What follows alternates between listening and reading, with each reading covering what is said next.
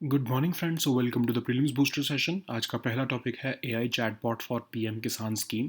Economy के लिए topic important है। Ministry of agriculture and farmers welfare ने एआई चैटबॉट लॉन्च किया है जो कि इंटीग्रेट किया जाएगा पीएम किसान स्कीम के साथ।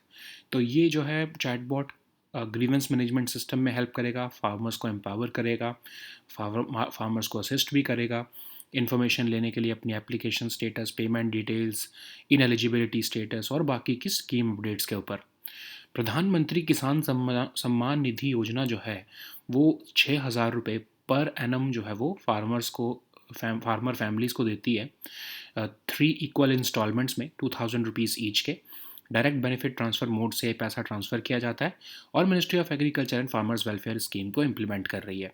इस स्कीम का जो ऑब्जेक्टिव है वो ये है कि फाइनेंशियल नीड जो है फार्मर्स की, उसको किसी तरह से सप्लीमेंट किया जाए, फार्मर्स फैमिलीज़ की खासकर। तो फार्मर्स की फैमिली जो है उसकी डेफिनेशन क्या दी गई है कि एक फैमिली मतलब हस्बैंड, वाइफ और माइनर चिल्ड्रन। और जो इनके आइडेंटिफिकेशन है वो प्रोसेस जो है स्टेट या यूटी गवर्नमेंट्स के पास, खुद के पास है। सेंट्रल सेक्टर की स्कीम है, 100% फंडिंग जो है वो सेंट्रल गवर्नमेंट से आती है।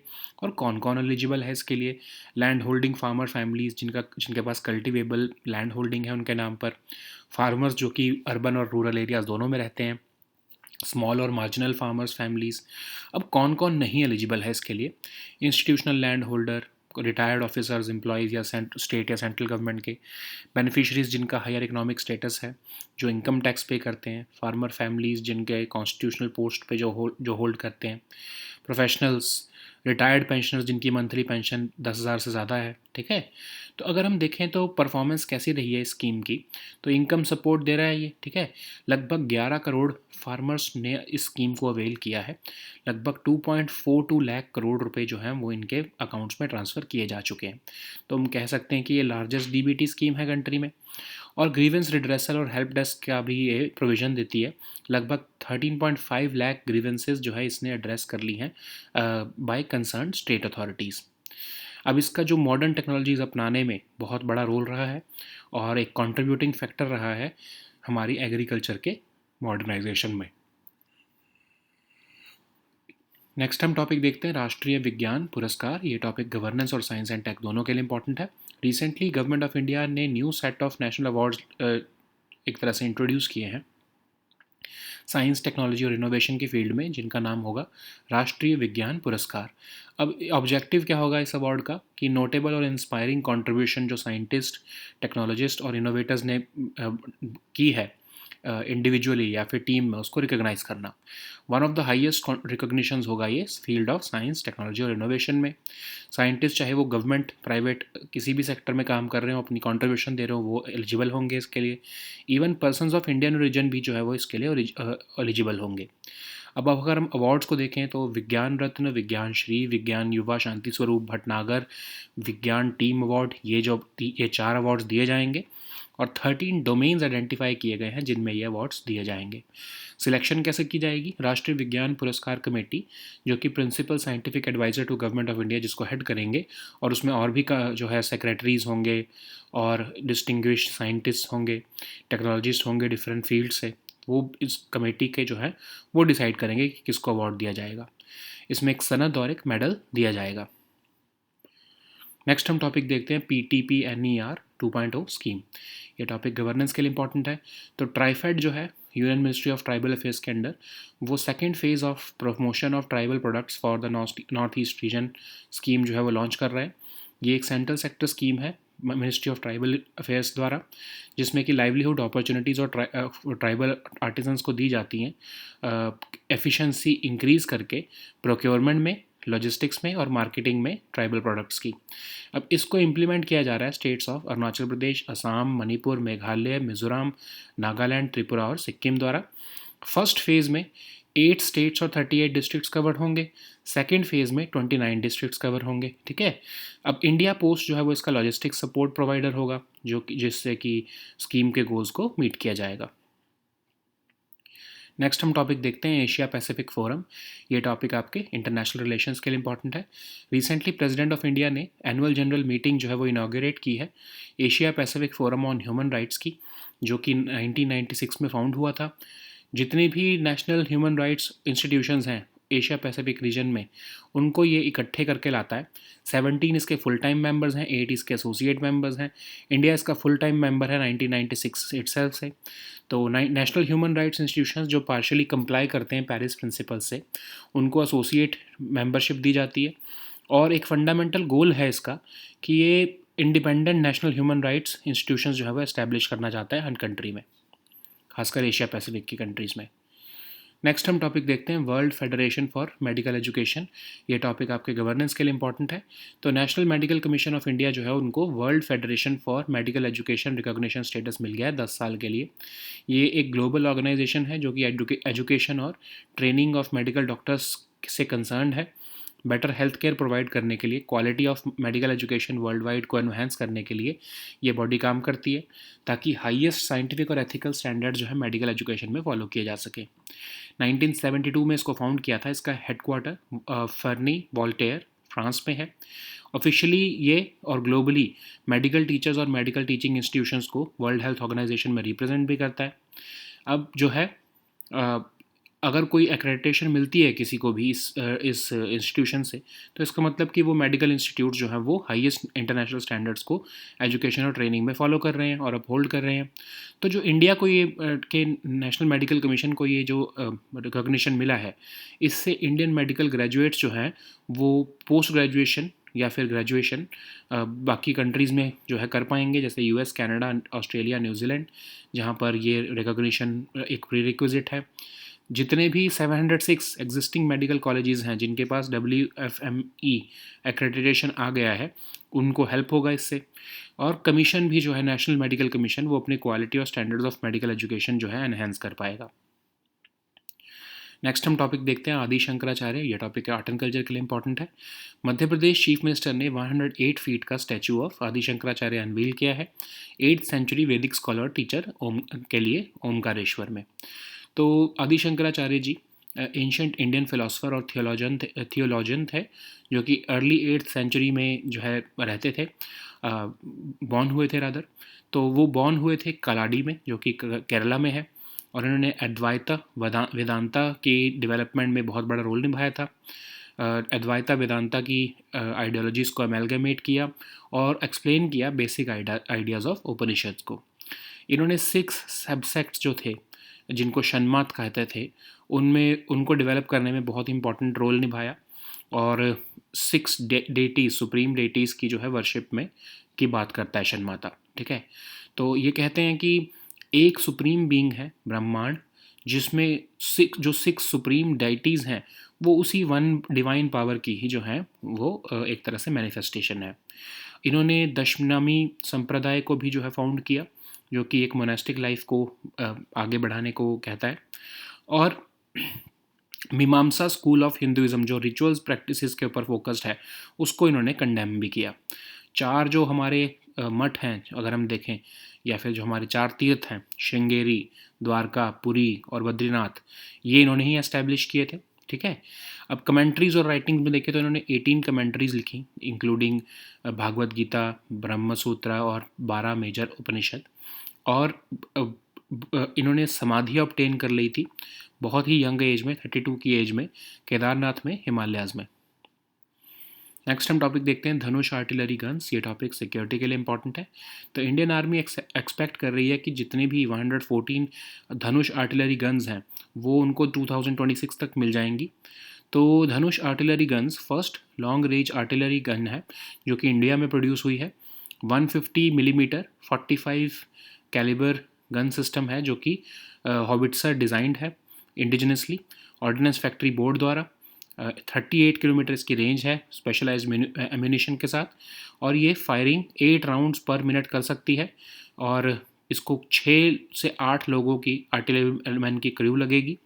Inertial navigation based sighting system इसमें लगा है, ऑटो लेइंग फैसिलिटी है, बैलिस्टिक कंप्यूटेशन की भी फैसिलिटी ऑन बोर्ड है। ठीक है, तो ये advanced day and night direct firing system इसमें लगा हुआ है। ठीक है, सेल्फ प्रोपल्शन यूनिट पर, सेल्फ प्रोपल्शन सिस्टम पर भी काम करती है। ओके, सो इसको डिप्लॉय करना माउंटेनियस टेरेन्स में आसान होता है। So now let us see all these topics in English.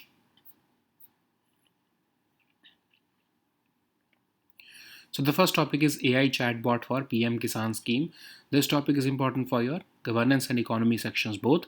So Ministry of Agriculture and Farmers Welfare has launched this AI chatbot, which will be integrated with a major flagship scheme of the central government, the PM Kisan scheme. So it will help in grievance management system, and it will empower farmers with a user friendly and accessible platform. It will also assist our farmers in seeking information related to their application status, payment details, ineligibility status, or other scheme related updates. We all know that Pradhan Mantri Kisan Samman Nidhi Yojana is basically an income support of 6,000 rupees per annum, which is provided to all eligible farmer families across the country in three equal installments of 2,000 rupees each every 4 months. Its nodal ministry is Ministry of Agriculture and Farmers Welfare, and it has the objective to supplement the financial needs of all landholding farm families. So in this scheme, it has also defined the farmer family, that is the family comprising of husband, wife, and minor children, and the identification process of this family rests with the state or UT governments. So it's a central sector scheme with 100% funding from central government. And who is eligible for it? So landholding families with cultivable landholding in their names, farmers from both urban and rural areas, small and marginal farmer families. But who is not eligible from this for the scheme? Institutional landholders, present or retired officers of government or state governments, PSUs, beneficiaries who have higher economic status, those people who pay income tax, farmer families having constitutional posts, professionals, retired pensioners having a minimum pension of 10,000 rupees. Okay, so they are all not eligible for the scheme benefits. So if we look at the performance or achievements of this scheme, then more than 11 crore farmers have availed the scheme with an amount of 2.42 lakh crore, which has been transferred to their accounts. So it makes the largest DBT scheme in the country. The scheme has also provided for grievance redressal and a help desk. About 13.5 lakh grievances have been addressed by the concerned state authorities. So it has also played a major role in the adoption of modern technologies, and which has remained an important contributing factor in the modernization of agriculture. So the next topic is Rashtriya Vigyan Puraskar. This topic is important for your governance section and your science and tech section. Recently, Government of India has come out with a new set of national awards in the field of science and technology innovation, and it is known as the Rashtriya Vigyan Puraskar. So this award is aimed to recognize the notable and inspiring contribution made by scientists, technologists, and innovators individually or in teams. It shall be one of the highest recognitions in the field of science, technology, and innovation in India. And the scientists, technologists, or innovators who are working in government and private sector organizations will also be eligible for it. So people of Indian origin shall also be eligible for these awards. So there are four categories of awards: Vigyan Ratna, Vigyan Shri, Vigyan Yuva Shanti Swarup Bhatnagar, and Vigyan Team Awards, which will be given in 13 domains. And who would be deciding these awards?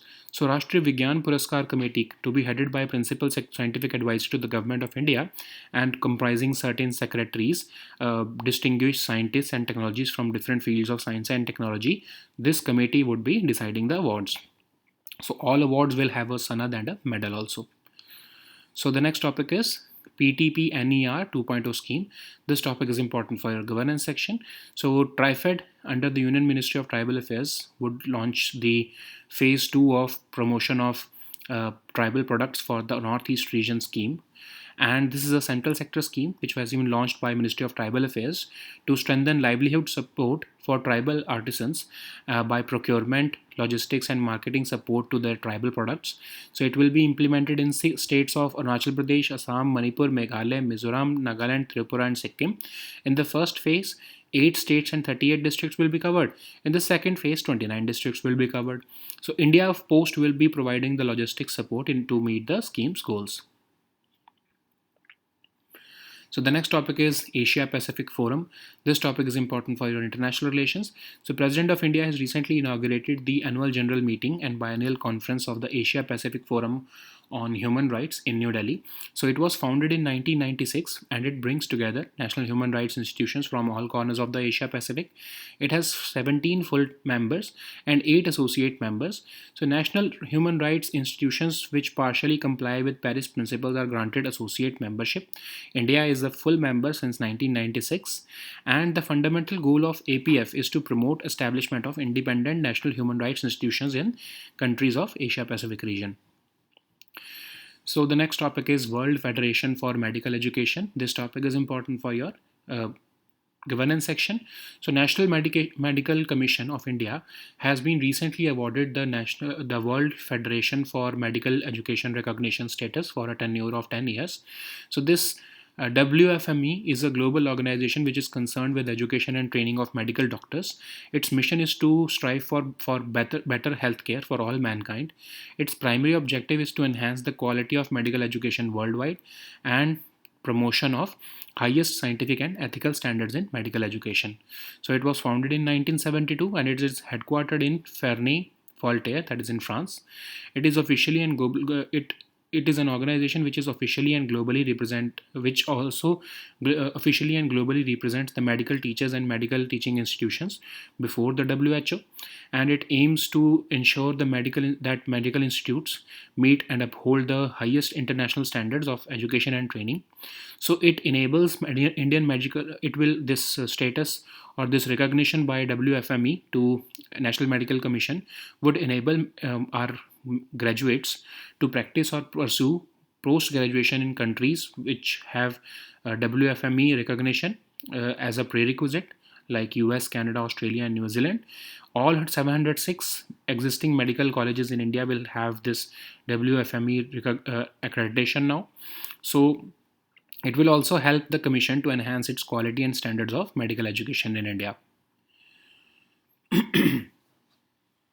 So the next topic is Adi Shankaracharya. This topic is important for your art and culture section. So Madhya Pradesh Chief Minister has recently unveiled a 108 feet statue of Adi Shankaracharya, who was the 8th century Vedic scholar and teacher in Omkareshwar.